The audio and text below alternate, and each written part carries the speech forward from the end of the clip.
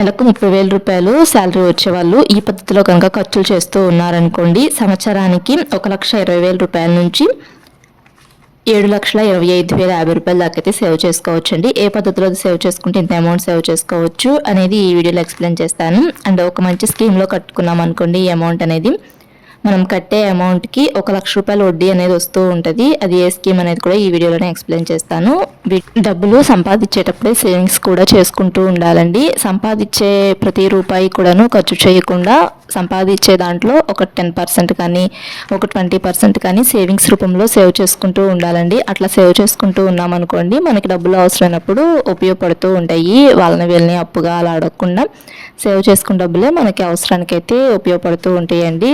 అలా అని చెప్పి మన అవసరాలు అండ్ మనకి ఖర్చులు అవేం తగ్గించుకోవాల్సిన అవసరం ఏం లేదండి. మనం నిత్యావసర వస్తువులు కొనుక్కుంటూనే అండ్ మనం మంచి లైఫ్ లీడ్ చేస్తూనే డబ్బులు అనేటివి సేవింగ్స్ చేసుకోవచ్చు. ఇప్పుడు నేను చెప్పే పద్ధతిలో కనుక మీరు కూడా ఖర్చులు చేస్తూ ఉన్నారనుకోండి, ఇంటి ఖర్చులన్నిటికీ వాడేసేయంగా నెలకి ఒక 10,000 రూపాయల చొప్పున అయితే సేవింగ్స్ చేసుకోవచ్చండి ఈ పద్ధతిలో కనుక ఖర్చు చేస్తే.